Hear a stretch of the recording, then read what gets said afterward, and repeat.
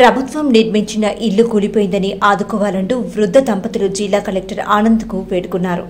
Nellore collector కార్యాలయంలో నిర్వహించిన ప్రజా సమస్యల పరిష్కార వేదికలో తోటపల్లి గూడూరు మండలం సౌత్ ఆమలూరు పంచాయతీ మిక్స్డ్ కాలనీకి చెందిన వృద్ధ దంపతులు కాసిం సాహెబ్, హుస్సేన్ మీలు కలెక్టర్ కార్యాలయంలో కలెక్టర్కు వినతి పత్రాన్ని అందజేశారు. ఇటీవల కురిసిన వర్షాలకు నిద్రిస్తున్న సమయంలో స్లాబ్ కూలిపోయిందని తెలిపారు. స్థానిక అధికారులకు ఫిర్యాదు చేసినా పట్టించుకోలేదని వాపోయారు. కలెక్టర్ ఆదుకోవాలని వారు కోరారు. ఇల్లు అసలు పడిపోయి మేమిద్దరం బతికి బయట పడిపోయాము.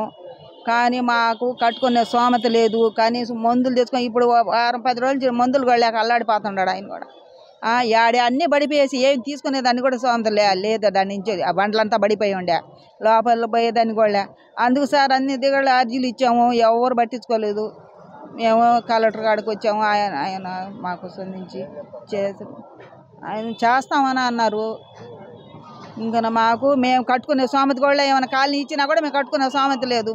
కట్టిస్తేనే మేము ఉండగలుస్తాం. కానీ మా శక్తి అది 6-7 ఏళ్ళ నుంచి కాలు పడిపోయి నేనే తంటాలు పడి పెట్టుకుంటున్నాను సార్. ఇప్పుడు వాళ్ళు ఇల్లు ఇచ్చిన గుడ్డలు కట్టుకుంటా మాకు పరిస్థితి ఎట్ అయిపోయింది. ఏమి లేవు, ఇంట్లో మొత్తం పడిపోయేసింది సార్.